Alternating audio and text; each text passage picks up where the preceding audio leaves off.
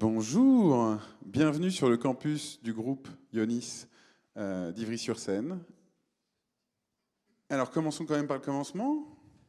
Qui sommes-nous, Alexandre? Bonjour à tous, donc je suis Alexandre Lacour. J'ai plusieurs missions dans ma vie professionnelle. La première, je dirige une entreprise familiale dans l'industrie où notre métier, c'est de fabriquer des machines tournantes, donc des pompes centrifuges. Le rôle d'une machine tournante, c'est de transférer un fluide d'un point A vers un point B. Donc orienté très mécanique, très industrie, électronique. Étant donné que j'ai un parcours Epitech, donc plutôt IT, je passe une partie de mon temps aussi autour de l'innovation et autour de la transformation digitale au sens large pour les entreprises. J'interviens aussi au niveau de l'école au Collab, donc en accompagnant sur des projets d'innovation et des projets du coup liés à la création de différents POC ou MVP que l'on peut avoir avec des partenaires de l'école. Et en parallèle de ça, différentes expériences entrepreneuriales, notamment autour d'un fonds qui a été créé qui s'appelle CTO Partners, puisqu'on accompagne des startups de l'idée au MVP. Et à côté de ça, encore différentes activités de conseil ou d'accompagnement sur différentes missions de transformation autour du coût du numérique. Merci Alexandre. Alors moi donc du coup je suis Samir Inaz, pour ceux qui ne le sauraient pas, je suis le directeur de l'ETNA. Par ailleurs je peux quand même raconter qu'effectivement moi aussi j'ai suivi donc les classes de l'Epitech en tant que tech. Puis ensuite les classes de l'executive MBA Epitech, puisque donc Alexandre ne le précisait pas. Mais autant on a été contemporain sur notre cursus Epitech de base, autant on a été copromo sur notre cursus d'executive MBA. J'interviens aussi dans le fonds CTO Partners, je dirige bien entendu l'ETNA, et j'interviens aussi sur différentes missions d'innovation pour le compte de différentes entreprises. Retour d'expérience CES, on rentre dedans là, ça y est? La photo, c'est une photo d'une allée d'un espace qui est l'espace Eureka Park, qui est l'espace qui est destiné donc aux startups. Alors esthétiquement, ça se voit pas forcément sur cette photo, mais c'est des petits stands un petit peu en randonnion. Voilà, je trouve que le nom de l'espace Eureka, c'est vraiment l'espace Géo trouve tout.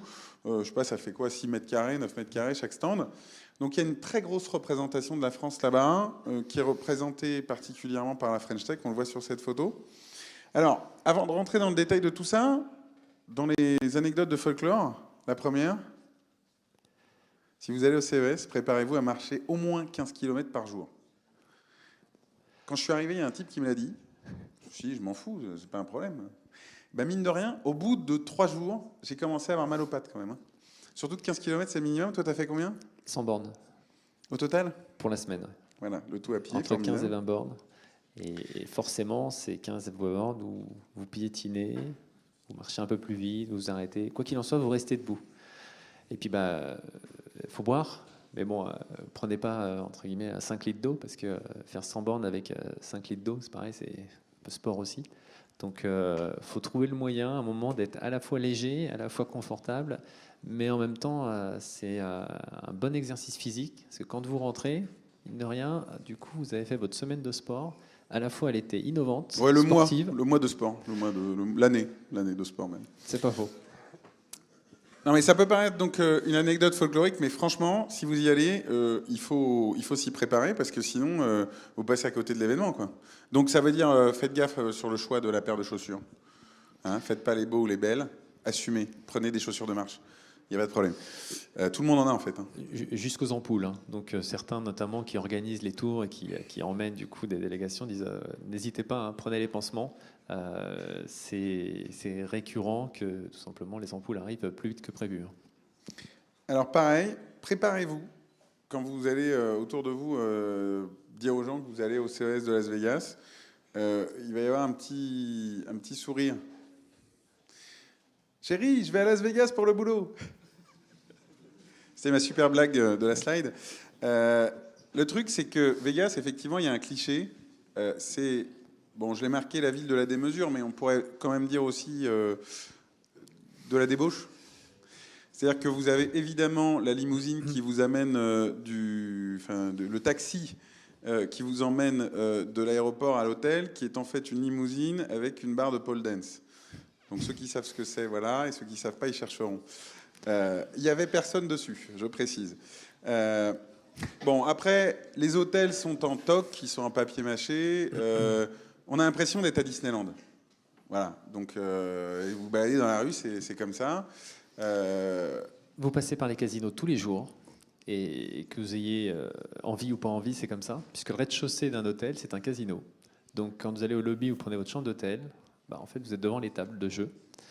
Et entre vous, il faut s'habituer. Ce qui n'oblige en rien à jouer.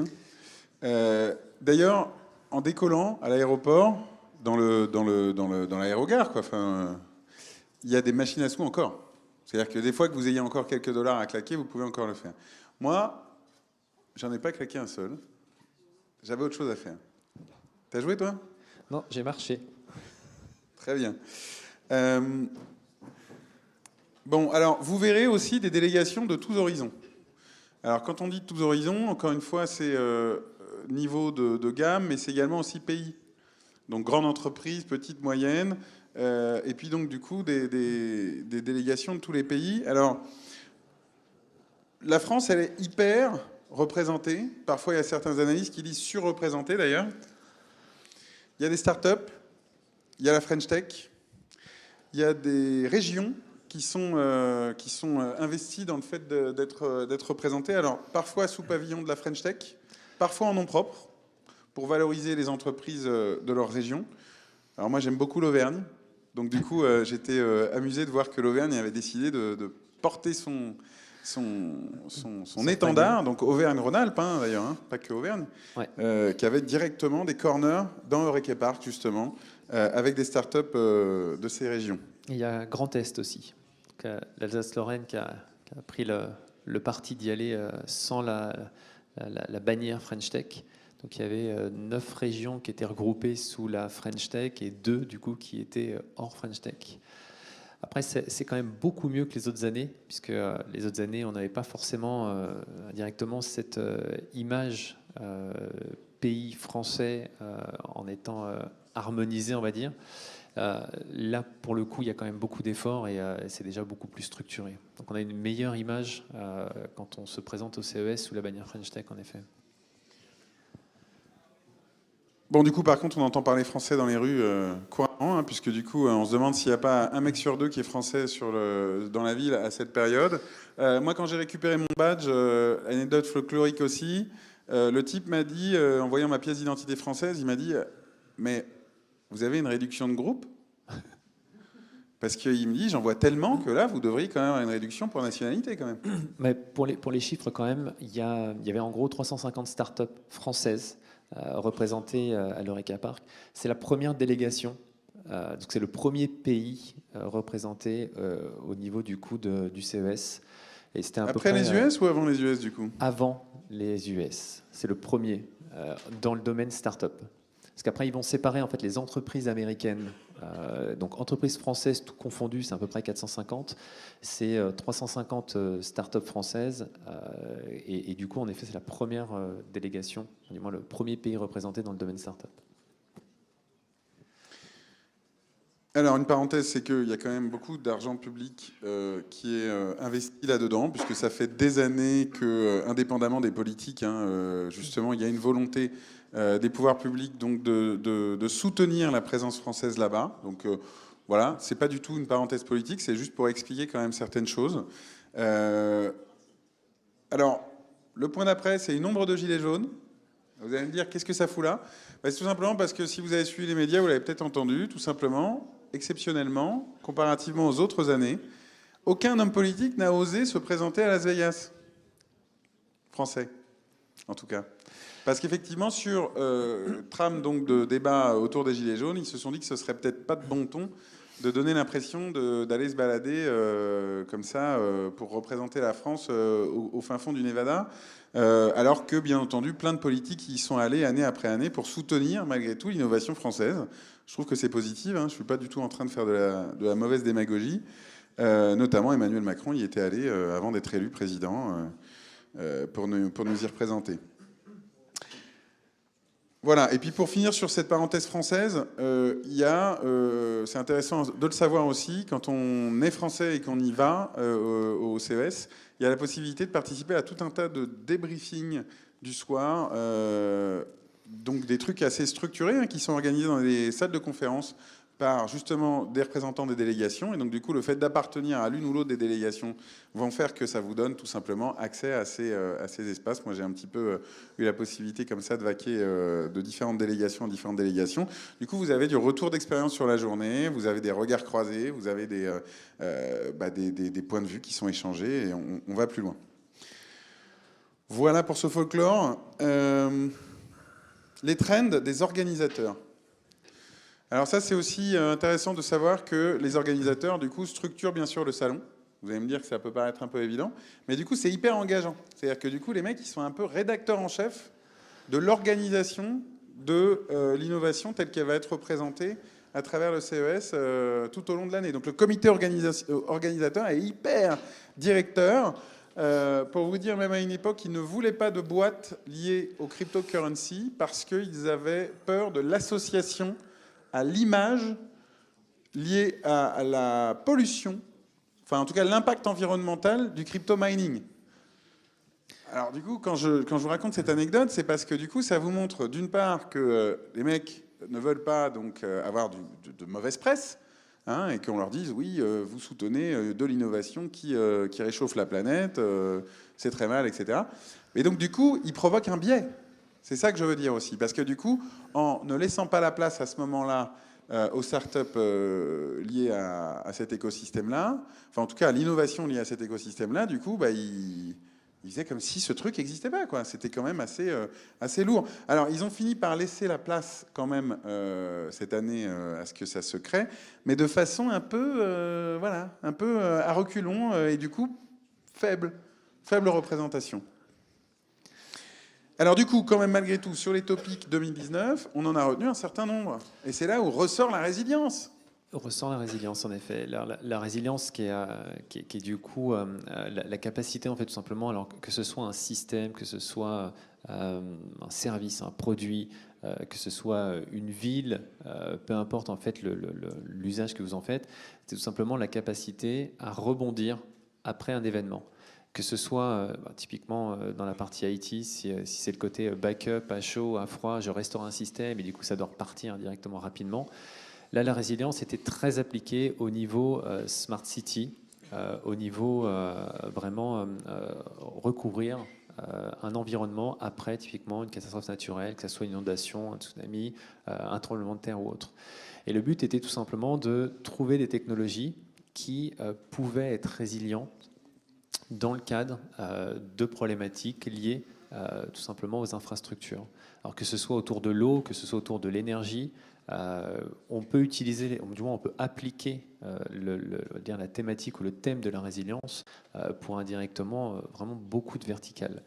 On pourrait l'avoir typiquement dans l'IoT, on pourrait l'avoir dans la voiture autonome demain. Si un défaut arrive dans un véhicule autonome, quelle est la capacité que ce véhicule aura indirectement à continuer son chemin ou à continuer tout simplement à maintenir sa fonction ou son maintien en conditions opérationnelles.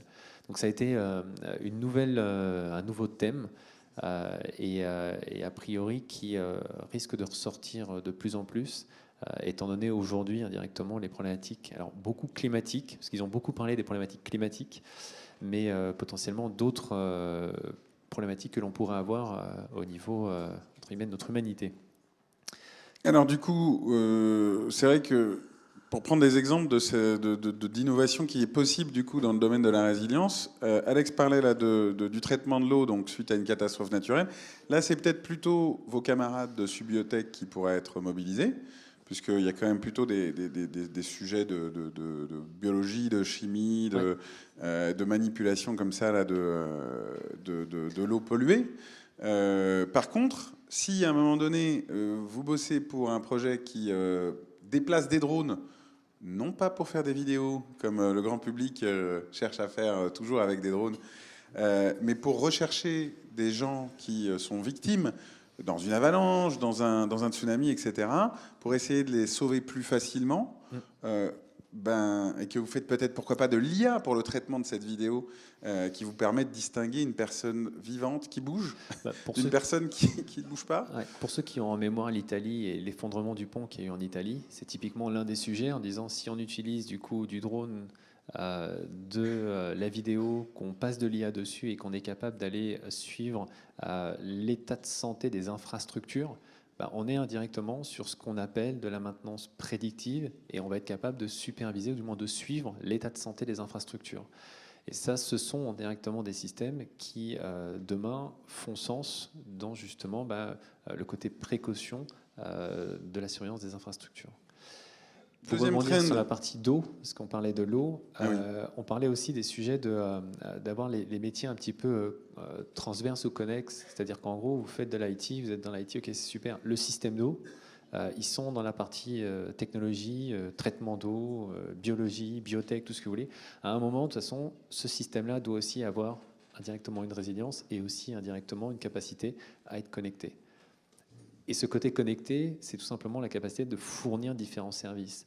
Donc aujourd'hui, on voit quand même qu'il est essentiel, et d'ailleurs on le voit aussi dans le côté start-up, il y a rarement une boîte qui fait que de la tech, 100% de la tech, sans qu'il y ait un moment un profil plutôt métier, ou qui est tout simplement une équipe qui se structure autour d'un profil par exemple chimie, bio, d'un profil IT, d'un profil plutôt business. Donc les boîtes pure tech aujourd'hui sont quand même pas celles que l'on voit le plus en plus, mais on voit inversement une mixité des compétences aujourd'hui dans les sociétés. Autre thème, terre à terre, la 5G. 5G. Ouais, gros sujet, puisque... Parce que moi, sur mon téléphone, c'est marqué 4G. 5G, c'est mieux que 4G? Il paraît, soi-disant, 10 fois plus rapide.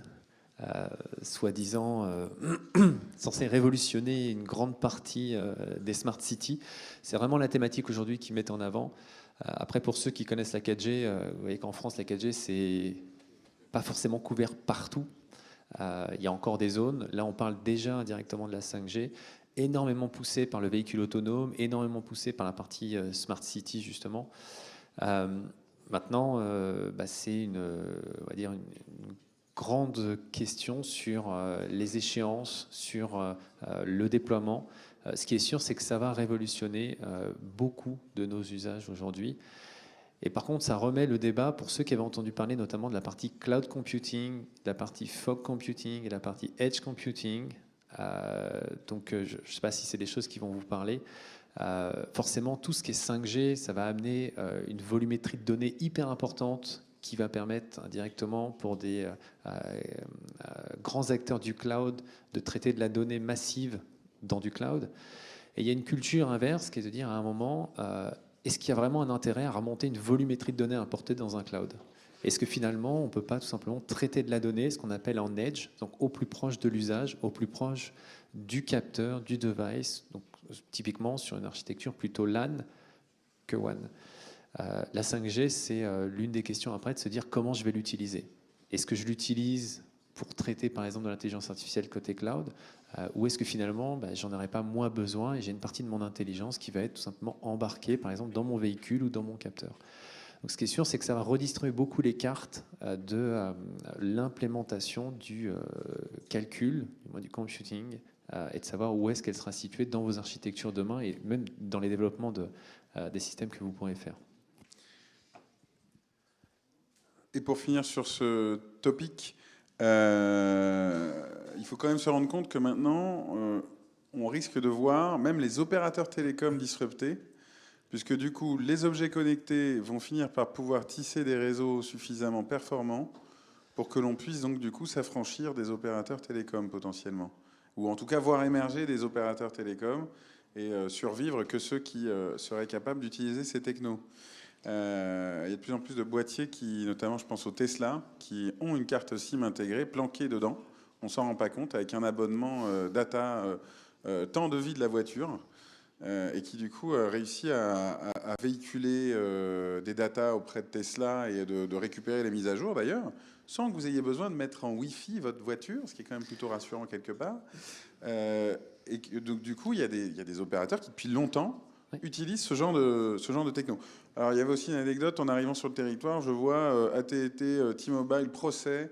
Il y en avait un qui avait affiché 5G sur les téléphones de certains de ses clients dans certaines conditions. Parce que, bon, malgré tout, la segmentation en génération de technologies de téléphonie mobile, c'est une histoire de fou. Vous avez la 4,5G, vous avez la pré-5G, vous avez donc du coup ensuite des technos dedans hein, que l'on va classer dans tel ou tel onglet.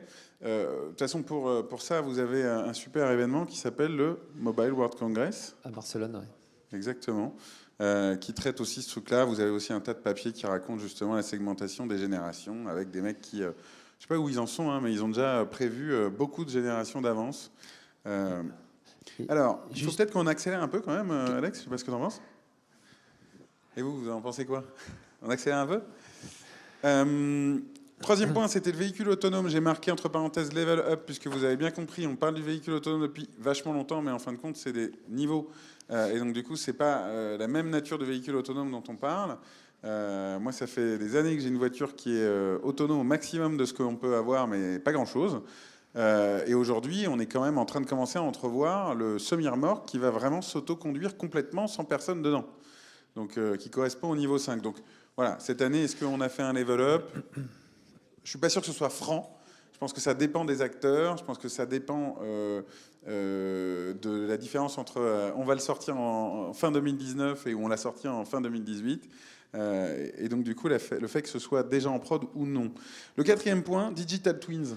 Il est chaud celui-là. Ouais, le jumeau numérique, il est utilisé. Alors, il peut être utilisé dans différents usages. L'un, peut-être dont vous avez entendu parler, c'est le BIM. Le BIM, en fait, c'est notamment un. Qui a entendu parler du BIM? Ouais, c'est au collab. Ouais, il travaille au collab parce qu'il y a un projet justement sur le BIM. Vous pourriez vous rapprocher de lui, vous en parlerez. En fait, dans la partie BIM, du coup, c'est toute la partie qui est liée à comment demain je suis capable de suivre l'état de santé, même le coût opérationnel potentiellement d'un bâtiment, typiquement dans l'immobilier. Donc en gros, on part d'un principe simple qui est de dire je prends la maquette numérique, donc je prends vraiment le jumeau numérique, au lieu d'avoir mon plan 2D, j'ai mon plan 3D.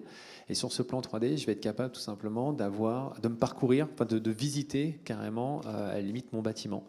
Et en plus de ça, je vais venir tout simplement rajouter des données dessus. Donc on imagine tout simplement, je suis opérateur d'un bâtiment, je vais avoir ma maquette numérique où je vais pouvoir voir toutes mes salles et tous mes espaces à l'intérieur d'un bâtiment. Et en plus de ça, je vais être capable de connaître la température de chaque bâtiment, je vais être capable de savoir si la lumière elle est allumée, elle est éteinte. Et donc du coup, ça va nous permettre de manière digitale de voir comment un bâtiment est aujourd'hui, c'est-à-dire que si j'ai des opérations de maintenance, si j'ai des choses qui vont fonctionner ou dysfonctionner, c'est vraiment ce sujet de dire j'ai le pendant du bâtiment réel, mais dans un environnement entre guillemets digital pur. Donc vous l'aurez compris, ça permet par exemple au directeur d'école de remarquer qu'il y a un chauffage qui est allumé pleine balle dans une salle et qu'il y a une fenêtre ouverte. Par exemple. Ça m'arrive tout le temps, c'est insupportable. Il y a un gros acteur qui s'appelle Autodesk qui a quand même a pris ses lettres de noblesse en faisant les premiers logiciels qui permettaient, de façon informatisée, de faire des plans 2D. Donc, qui permettaient donc aux architectes d'arrêter de sortir leurs règles et leurs CUTCH, enfin leurs critériums, etc.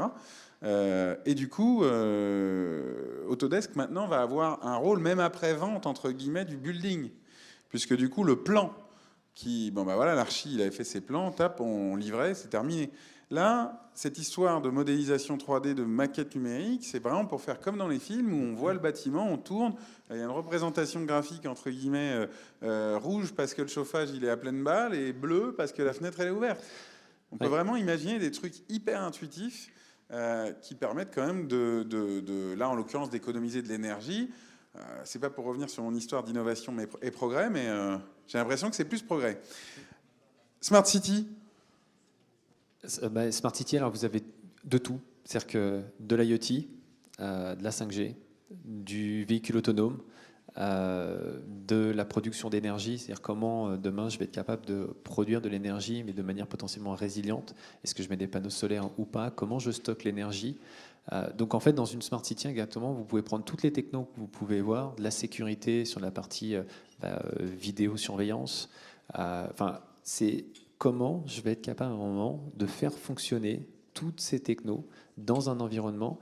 Et on se pose une question après qui potentiellement peut être aussi éthique et peut reporter un débat entre Tesla et Facebook sur l'usage de l'intelligence artificielle, c'est-à-dire et l'humain au milieu, dans cette ville demain, entre guillemets, connectée, hyper connectée, smart et tout ce qu'on veut. Il y a une question de fond, hein, c'est la tech, oui, mais pourquoi et comment? Et donc du coup, la Smart City mettait en avant un ensemble de technologies dans lesquelles potentiellement on pourrait trouver demain une ville, entre guillemets, plus intelligente, avec la limite de savoir où est-ce qu'on met cette intelligence-là et où est-ce qu'on se place nous. Micro-parenthèse, il y a un groupe de vos camarades, qui je crois est de la promotion 2019, qui il y a quelques années, alors qu'ils étaient en prep, avait relevé un défi d'un de nos partenaires, Sogeti, qui organise tous les ans un concours qui s'appelle le Défi H, qui est un concours d'innovation altruiste, hein, où les gens s'investissent pour leurs prochains, avec comme seule obligation, entre guillemets, d'adresser une situation pour des personnes qui sont en situation de handicap. Adresser une problématique qui correspond à des personnes qui sont en situation de handicap. Eh bien, ces jeunes avaient imaginé en fait une balise que l'on pourrait implanter sur les places de parking handicapés, qui serait donc auto-alimentée, qui serait interconnectée et qui permettrait de signaler si la place est occupée ou non. Parce qu'effectivement, ces places réservées, quand on est en situation de handicap, si on peut savoir quelle est la plus proche et quelle est la plus proche disponible, on se rend compte que là, on fait avancer quand même une situation de personnes qui sont éventuellement gênées dans leur quotidien, et donc du coup, on leur refacilite un peu la vie. C'est quand même une belle œuvre. Là, en l'occurrence, ça manipulait des technos d'IoT, de réseau M2M, d'informatique embarquée, des trucs vraiment complexes. Bon, je passe aussi que ça faisait aussi rechercher des partenaires pouvoir public, puisque du coup, il fallait bien entendu, pour pouvoir implanter ces trucs-là, il fallait avoir le droit, et que les places, et puis éventuellement le financement d'ailleurs, hein, les places évidemment sont des places qui sont opérées par les pouvoirs publics. Et ils avaient fait ça il y a genre 3-4 ans déjà. Hein. Donc vous voyez que l'innovation, on peut la prendre très très tôt au berceau. IHM. Alors l'IHM, c'est une catégorie un peu fourre-tout dans laquelle on a voulu mettre en fait toutes les nouvelles façons d'interfacer, interface homme-machine, hein, c'est ça le sens de l'acronyme IHM, qui vont aller un petit peu au-delà de ce que Elon Musk appelle les meat-sticks, puisque du coup il troll en disant que l'humain est déjà un cyborg, mais qu'il n'est pas très adroit avec ses meat-sticks qu'il a au bout de ses mains. Et que donc du coup, il y a bien entendu moyen de progresser dans l'interfaçage aux nouvelles technologies et aux objets électroniques, dès lors qu'on utilise d'autres choses que simplement nos doigts. Voice, ouais, ok Google. Les Alexa, les Google, les Bixby chez Samsung, vraiment il y en a un certain nombre. Et une start-up française sur laquelle on va revenir dans 2 secondes. Ouais. Donc le tactile aussi, bien entendu, alors avec des claviers virtuels projetés, et puis bien sûr toutes les interfaces maintenant que les enfants maîtrisent mieux que nous. Ouais, alors il y a une techno qui était sortie quand même cette année qui aujourd'hui permet notamment de dire dans ma voiture demain, au lieu d'appuyer sur le bouton, je vais en fait avoir un retour d'air. C'est-à-dire qu'en fait, je ne vais plus toucher physiquement pour pouvoir activer, ou ça ne va plus être tactile au sens vraiment toucher, mais ça va être haptique en fait. Ça va être la sensation que je vais avoir sur le doigt, c'est-à-dire que je vais m'approcher et je vais être capable en fait tout simplement de dire j'appuie sur le bouton et j'ai une sensation de retour. En fait, c'est de l'air pulsé en fait qui va me faire ce retour de ça a bien été activé. Et ils utilisent notamment cette technologie dans le jeu vidéo par exemple, sur lequel ils vont être capables de reconstruire la forme ou du moins le gestuel de la main rien qu'à partir de cette mesure au niveau sensoriel, à partir du coup de l'air qui est propulsé par un système. Ça s'appelle ultra haptique comme boîte. Pour l'histoire de la vision, il y a aussi un exemple, c'est HTC Vive. Ok, vous connaissez sûrement le casque de réalité virtuelle. Et ben HTC, il présentait une version qui donnait l'impression d'être la même. Alors moi, je me suis rushé sur le fait de regarder si l'écran était de meilleure résolution avec un point de vue encore plus large pour avoir une impression d'immersion plus importante. Au début, je commence à être déçu parce que on fait du eye tracking. Je me suis dit, ok, alors on s'en fout. Et ben, sauf que du coup, en fait, ça contribue énormément à la réalité, puisque du coup, on pourrait imaginer par exemple une application virtuelle où vous seriez modélisé, vous seriez des machines, et quand je fais un eye contact, bah, du coup, vous pouvez réagir quand on se regarde. Parce que là, humainement, vous le faites. Mais du coup, dans un jeu vidéo, dans une expérience utilisateur, vous le faites pas. Après, je vous passe aussi l'histoire de la netteté. Parce que quand vous regardez quelqu'un et que l'arrière-plan est pas là où vous regardez, et bah, du coup, il est flou et ça crée de la profondeur. Et ça aussi, c'est un cas d'application qui augmente encore cette réalité virtuelle. Juste petite anecdote côté vision, parce qu'en fait, je ne l'avais pas eu l'année dernière. Là maintenant, vous enregistrez, typiquement, vous passez la douane américaine, vous posez les doigts, vous avez donc la partie empreinte, ils prennent une photo. Voilà, jusque-là, vous vous dites, ça fait des années que ça existe, il n'y a pas de souci.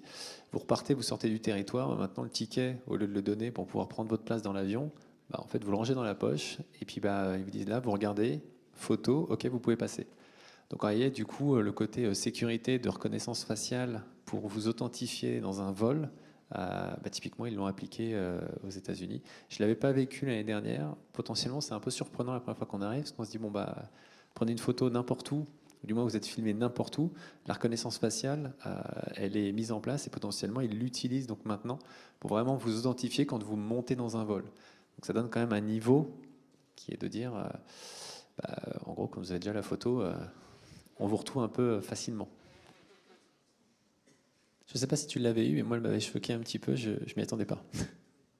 Bah, moi, je connaissais déjà parce que du coup, les douanes américaines sont un peu particuliers. Et c'est vrai que quand vous arrivez et que, avant même d'avoir présenté votre passeport, ils disent Monsieur Rinaz, oui, ok, j'ai rien fait. Calmez-vous, ça va bien se passer.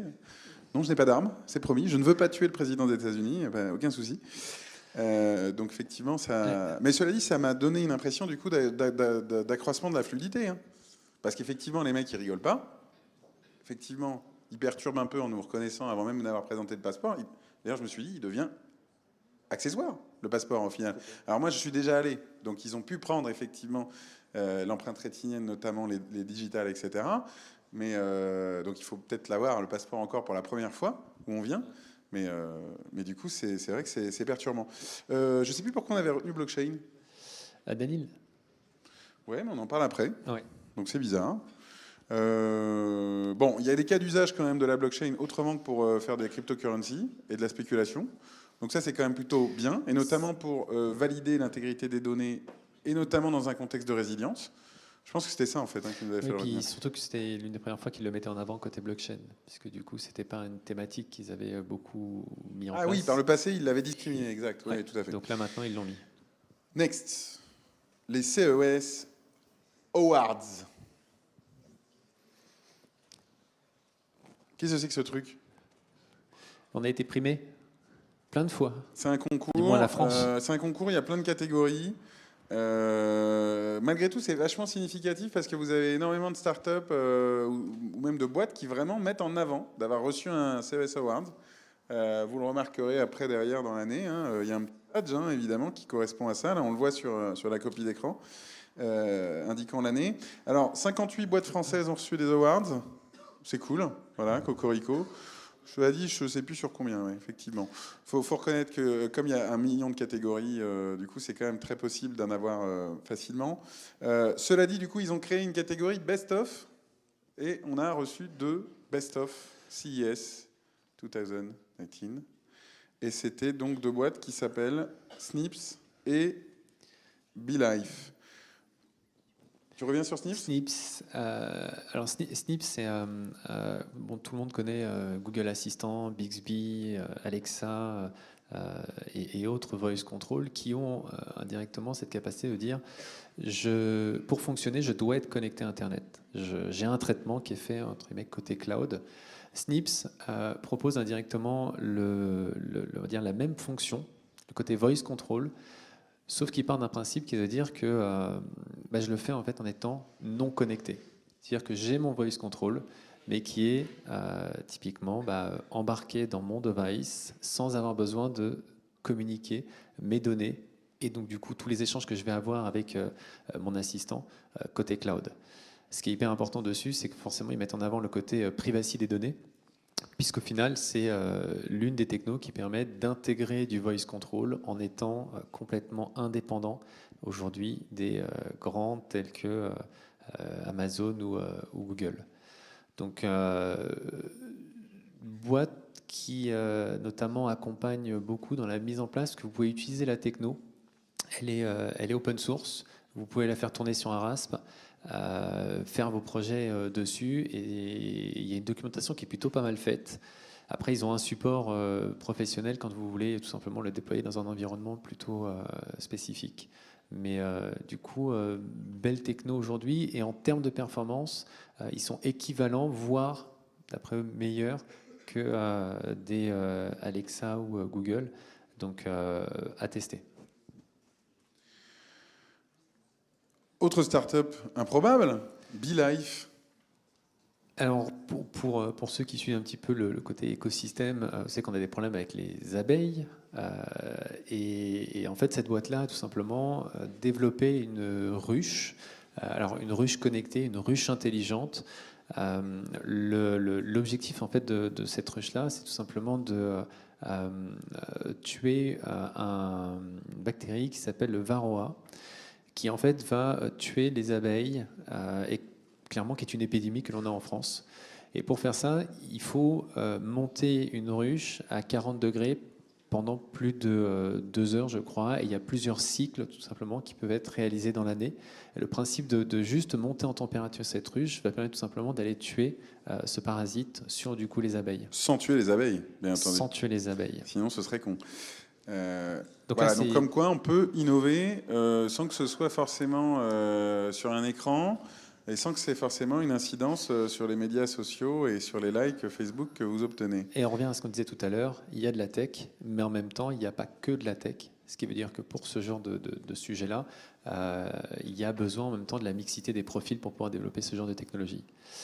Il y a celle d'après aussi. Alors moi, j'avais bien aimé parce qu'on est à la fois dans de la résilience. C'est-à-dire qu'à un moment, Egg Eating, ils avaient développé un poulailler connecté. On dit, OK, un poulailler connecté, ça sert à quoi? C'est cool.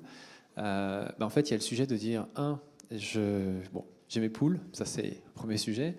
Une forme de résilience, parce que du coup, je suis potentiellement autosuffisant. J'ai un côté maker, parce que clairement, il y a eu un côté hardware à développer à l'intérieur, parce que vous allez avoir de la vidéo qui est embarquée pour suivre tout simplement l'état de santé de vos poules. Vous allez avoir un système qui va être complètement autonome en termes d'ouverture et de fermeture pour que vos poules puissent sortir, rentrer. Vous allez avoir aussi la possibilité de pouvoir chauffer indirectement votre poulailler. Donc là, il y a un concentré indirectement de petites technologies qui a été sorti en 2018. Et par rapport à 2019, c'est qu'en effet, côté ruche connectée, on a vu qu'ils sont venus jusqu'à aller tuer tout simplement cette bactérie pour préserver les abeilles. Donc c'était deux sujets qui étaient potentiellement assez intéressants et en termes d'idées, qui étaient du coup plutôt sympas. Bon, puis t'en as un chez toi. Non. Tu veux pas le dire, c'est pour ça. La start-up d'après, qui la connaît, Danil? Collab. Parce que là, je me tourne vers la pédago, là. C'est votre promo, non? Oui, mais c'est leur promo, non? C'est la promo d'avant? Ah oui, c'est donc ceux qui sont en Master 1, d'accord. En fait, Danil, ce qui est intéressant, c'est que donc, bon, ok, c'est une start-up française, elle était représentée au CIS, super. En fait, c'est des élèves d'Etna. C'est des comme vous, là. Alors, en l'occurrence, ils en sont même venus à interrompre leur cursus en cours de route. Parce qu'en fait, ils ont entrepris ça en marge donc des différents codecamps que l'on peut parcourir dans PrepEtna.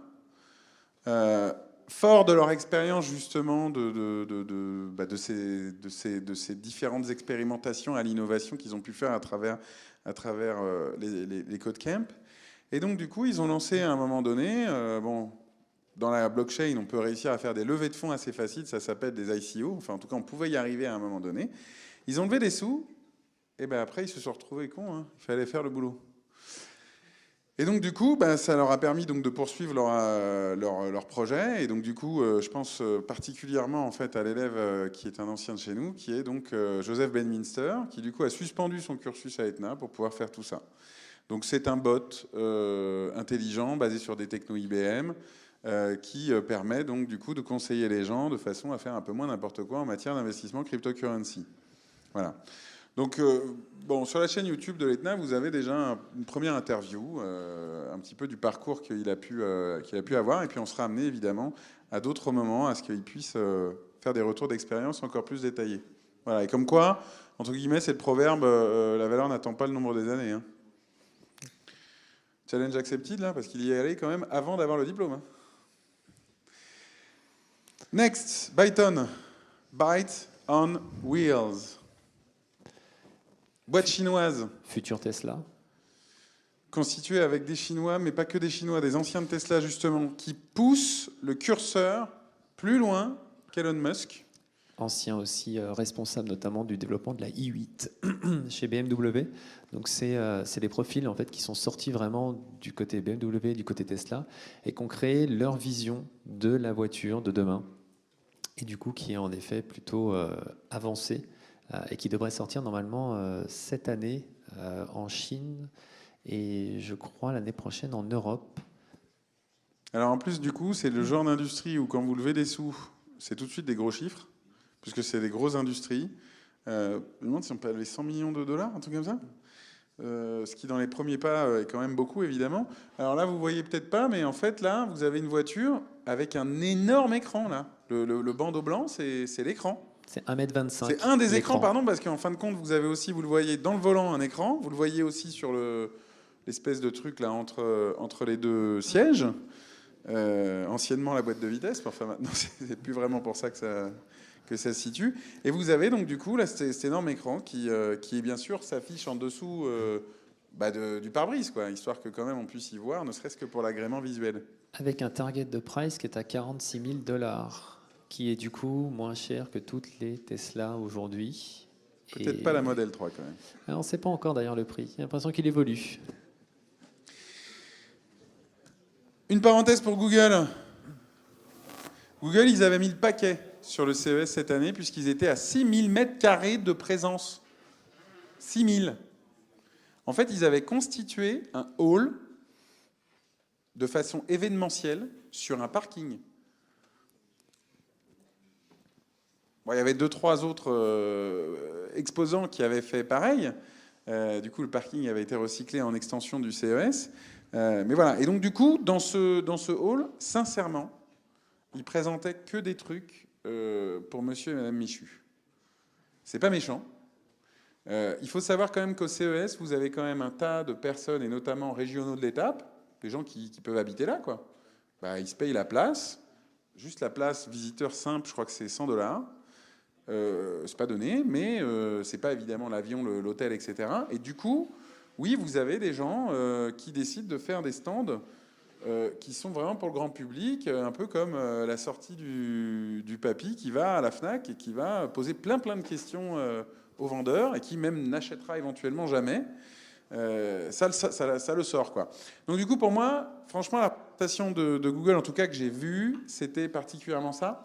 Alors je profite de l'occasion quand même pour signaler que à Las Vegas, il y a une culture du salon qui se fait dans les halls, donc des halls d'exposition exactement comme la porte de Versailles ou je ne sais plus comment ça s'appelle dans le nord de Paris, on s'en fout. Mais il y a également aussi une culture de louer des suites dans les hôtels pour pouvoir y accueillir ses partenaires VIP. Donc du coup, je n'étais pas venu en partenaire VIP de Google. Donc je n'ai pas vu si éventuellement dans certaines suites ils avaient des trucs à démontrer exceptionnels, mais pour le coup sinon c'était pas foufou. D'ailleurs quand vous creuserez la veille, vous verrez qu'il y a un certain nombre de journalistes du coup ont accès justement à ces suites pour pouvoir filmer et que c'est beaucoup moins bruyant que les halls et que vous pouvez avoir accès vraiment à des démos. Il y a notamment des simulateurs de réalité virtuelle qui du coup ne sont pas dans le brouhaha monstrueux de chacun des halls. Tout un corner Amazon Alexa, avec pareil tous les produits qui sont interfacés avec Alexa. Pareil, c'était un showroom, c'était un peu comme Google au final. De toute façon, les deux, ils étaient un peu avec la même posture. Je mets un maximum d'objets connectés, j'en envoie pour faire briller. Et notamment, il y avait au milieu du stand, là, il y avait une bagnole carrément, puisqu'il y avait une bagnole, c'était une Audi, je crois, qui avait Alexa. Bon, je suis pas sûr d'y voir une méga valeur ajoutée, mais bon. Entre Google et Amazon, cette année, le gros sujet, ça a été clairement le voice control. C'est-à-dire que l'un annonçait qu'il y avait quelques milliers, voire millions d'objets connectés côté Alexa, et Google qui répliquait typiquement, bah ouais, mais moi aussi j'en ai plein dans les Android. Donc j'ai aussi autant de devices connectés, voire potentiellement plus. Et le but était vraiment de mettre en avant ce côté voice control au CES. Donc ils ont décliné les voice control, mais alors à tout va, que ça soit dans les robinets, les toilettes, dans des trucs vraiment, mais alors complètement, on va dire, farfelus. Alors, mais il y a vraiment un gros acteur japonais des toilettes qui s'appelle Toto. Donc à chaque fois que vous mettez une fausse adresse mail dans un formulaire toto@toto.com, sachez que ça envoie un mail à cet industriel des cuvettes Connectés. Alors maintenant connectées, mais qui ont toujours été technologiques, parce qu'au Japon, ils ont développé une culture des jets, des boutons. Donc maintenant connectés. Donc, C'est Toto Colo. Toto-Colo, ouais. Bon, en tout cas, vous avez compris, vous allez avoir de l'Alexa à toutes les sauces, puisqu'évidemment, c'est l'intérêt d'Amazon, puisqu'ils ont vendu des boîtiers à un moment donné Amazon en se disant, tiens, voilà, faut que j'amorce le truc. Mais au final, ils se sont dit, mais on s'en fout de vendre des boîtiers, c'est pas notre métier. Ce qu'on a envie, c'est que évidemment notre boîtier, enfin notre Alexa, nous permette de vendre tout le reste. Et donc du coup, maintenant, forcément, ils ont ouvert les portes larges. D'ailleurs, ça me permet de rebondir sur un acteur qui s'appelle Legrand. Qui connaît Legrand ? Eh bien, vous devriez à peu près tous connaître Legrand, parce que je pense que vous avez tous manipulé un interrupteur aujourd'hui. Il est pratiquement certain qu'il y en avait un moment ou un autre, un qui s'appelait Legrand. Parce qu'il n'y a pas beaucoup d'acteurs sur le secteur. Legrand, Schneider Electric, et plus petit après, mais les deux gros, c'est Legrand et Schneider Electric. Bon, sans jeu de mots, c'est un grand. Et en tout cas, ils ont acheté une boîte qui s'appelle Netatmo. En novembre 2018, ouais. Vous connaissez Netatmo ? Ça commençait Netatmo par faire des petits trucs connectés, un peu gadget entre guillemets, puisqu'il y avait notamment une centrale de météo. Voilà, donc ça a été le cadeau de Noël de mon père en 2016, je crois. Et comme ça, il peut voir sur son smartphone la température de sa maison, c'est super. Mais en réalité, Netatmo, ils ont développé des stacks vraiment utilisables à travers ces premiers projets. Côté et du coup, Smart Home, ouais. Exactement, de Smart Home. Et donc, du coup, ils ont d'abord commencé par faire un produit commun qui était donc des interrupteurs substituables aux interrupteurs normaux que Legrand vend, mais qui avaient donc du coup des features connectées, des interrupteurs et prises d'ailleurs. Et là, d'aller jusqu'à dire, là, Legrand, je fais un chèque, un gros chèque de mémoire. J'ai plus le montant. Je crois que c'est 90 millions, il me semble. Pour les acheter, les avaler. Vous voyez en plus que du coup, il y a plein d'enjeux, parce que plutôt que de faire une photo du stand, parce que j'en avais pas des biens, j'ai mis donc cette espèce de quadrant là qui a été exposé. Donc justement, les partenaires pour les interfaçages. Alors ils mettent GAFA, mais en fin de compte, Google, Amazon, Apple ici, il faut voir l'interfaçage bien sûr au voice control. Et puis après, vous voyez des équipements tierces, des Somfy par exemple, des Dudemnorf qui font des volets roulants, qui ne sont pas le domaine particulier privilégié de Legrand, mais ils se rendent bien compte que c'est nécessaire de se regrouper sur ces trucs-là, de s'interfacer. Parce qu'au gré des âges, les Somfy et Dudendorf avaient fait des solutions propriétaires perso qui nécessitaient des apps perso qui n'étaient pas du tout pratiques, alors qu'évidemment, la Smart Home, il faut que ce soit un endroit unique, complet. Donc Legrand, ouvert aux développeurs. Il y a maintenant clairement des API qui sont ouvertes chez Legrand pour pouvoir aller se connecter aux différents hardware que produit Legrand. Donc on se retrouve un petit peu dans la notion de middleware avec les jeux d'API pour pouvoir contrôler le côté Smart Home. Et du coup, ils ont cette année annoncé que typiquement, ils avaient embarqué un Alexa dans les interrupteurs de la maison. Donc vous pouvez contrôler votre interrupteur de maison avec notamment Alexa. Alors que ce soit Alexa, que ce soit Google Assistant. Et puis quand on leur a posé la question en disant Hey Snips, ils nous ont dit en fait ça sera pour un peu plus tard, mais ils sont aussi conscients à un moment qu'il y a ce besoin de dire le côté privacy, c'est un argument et il ne faut pas le négliger. Donc du coup, on aura certainement du Snips demain dans un interrupteur Legrand. Qui sait? Transition quasi télévisuelle. La présence d'Apple. Non, parce qu'il parlait de privacy et d'enjeux qu'il pouvait y avoir derrière tout ça. Alors, Apple, ils n'étaient pas présents au CES parce qu'ils n'avaient pas envie. Parce que c'est eux, parce qu'ils ont un méga nombril de fou, c'est génial. Et que tout se passe à Cupertino, dans l'amphithéâtre baptisé Steve Jobs d'ailleurs. Leur grand-messe, c'est notamment la WWDC. Voilà, donc le CES, ils sont supérieurs pour y être. Et alors, par contre, ils se sont quand même payé une pub de la taille d'un building qui raconte un truc un peu chatouillant de Google, qui prétend que effectivement, ce qui se passe sur un iPhone reste sur un iPhone, ce qui n'est pas vrai. Les sujets avec la NSA. Bah, il y a effectivement tous les enjeux des pouvoirs publics qui ont pu à des moments demander à ce qu'il y ait des backdoors pour des questions légales, notamment de terrorisme, de trucs vraiment de crimes graves ou de crimes vraiment odieux, enfin vraiment des trucs assez lourds. Et à chaque fois, Apple de dire non, on ne veut pas laisser de brèche à la privacy de nos clients, etc. Mais pour le coup, on le disait depuis le début de la présentation, tous les voice control systems, y compris celui de Siri, remontent de la data. Donc voilà, après, ils raconteront peut-être des histoires qui consistent à dire que la donnée est anonymisée, etc. C'est peut-être pour ça que Siri répond pas bien d'ailleurs.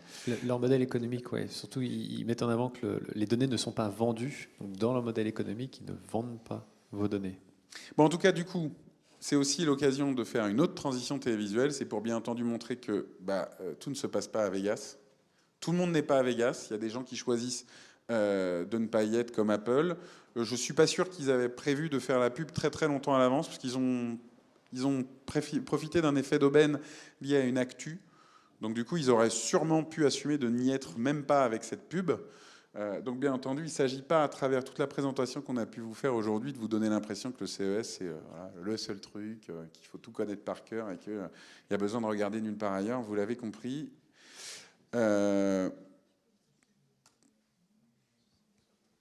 Question ? Est-ce que vous avez des cas d'usage, des idées que vous avez envie de développer dans le cadre de PLI, de GPE, qui correspondent à des thèmes qu'on a pu traiter? Est-ce que vous avez envie de mise en relation, par exemple, avec Snips, puisque du coup, évidemment, on a rencontré les fondateurs. Est-ce que ça vous inspire de faire des trucs? Comment? Est-ce que ça vous inspire de faire des trucs? Est-ce que vous avez envie de passer à l'acte maintenant? Bon, je ne vais pas vous garder beaucoup plus longtemps. Il y a un dernier message, moi, que je voudrais profiter de vous passer. Les plus tech d'entre vous, qui pourraient s'être dit pendant la présentation non, mais il nous saoule, le vieux, là. Moi, je m'en balance, je suis un tech guy. Et qui aurait, par exemple, notamment gardé son casque audio pendant toute la conférence. Par exemple. Le truc, c'est que vous avez besoin de connaître le jargon. Vous avez besoin de connaître les mots. C'est-à-dire que si à un moment donné, vous avez une intuition qui vous fait avoir une excellente idée, envie d'innover, et que vous êtes dans le ton, parce que vous êtes bien, vous êtes voilà, dans votre époque, c'est génial. Si vous ne savez pas comment ça s'appelle, quand à un moment donné, vous allez parler avec quelqu'un de tierce, et vous allez devoir parler avec quelqu'un de tierce, parce que vous ne pouvez pas avoir une bonne idée que vous gardez pour vous. Ça n'est pas possible. Ça, c'est un mal, en général, franco-français. J'ai une idée, mais je ne peux pas vous en parler, parce qu'il faut d'abord que je vous fasse signer un non-disclosure agreement, voilà, une clause de confidentialité, c'est compliqué, machin, milieu. On s'en balance, il faut y aller. Donc du coup, si vous pouvez utiliser les bons mots, si vous pouvez trouver les bons partenaires, si à un moment donné, vous faites des concessions, même sur votre design, parce que vous vous rendez compte qu'il y a des trends et que donc du coup, il faut rentrer dedans. Que vous voyez par exemple un Snips qui, si vous voulez faire du voice control, est dans un super momentum où il se fait super connaître, et que du coup, vous dites, mais alors attendez, je teste, ça marche bien, mais je pourrais faire mieux. Bon, alors déjà, merci. Les chevilles, super. Eh bien déjà, il l'a fait pour vous. Donc s'il devient partenaire, plutôt que vous ayez besoin de commencer par refaire le même truc que lui, vous gagnez du temps. Et donc savoir adresser ces gens-là, ça fait partie du taf. Ça sert à rien de réinventer la roue tout le temps. Je sais qu'on a commencé ensemble avec des mails Poudchard et que du coup vous êtes senti obligé un petit peu de tout avoir codé vous-même. Déjà c'est pas vrai, parce qu'il y a des trucs en dessous, hein, je vous rappelle. Hein. Mais à un moment donné, là, vous êtes en train de grandir dans le cursus. Et là, maintenant, se servir de briques, c'est OK. D'accord ? Si vous avez des questions, on est bien entendu dispo. Emma, est-ce qu'il y a des choses à dire avant de les libérer ? Parce que tu sais très bien comment c'est à chaque fois, quand on les libère, c'est... Tout le monde se tire comme des salles. Voilà. Juste par rapport à votre programme sur l'InnovCamp, donc est-ce que normalement vous avez tout le planning sur l'intranet? Donc vous savez si vous êtes à l'ESME, si vous êtes à l'ETNA, sur différents ateliers. Donc si vous ne l'avez pas encore regardé, je vous invite du coup à le faire. Et puis voilà, et puis le pôle suivi vous a donné aussi les points de rendez-vous pour les émargements. Donc voilà pour moi. Oui, c'est l'heure du déjeuner,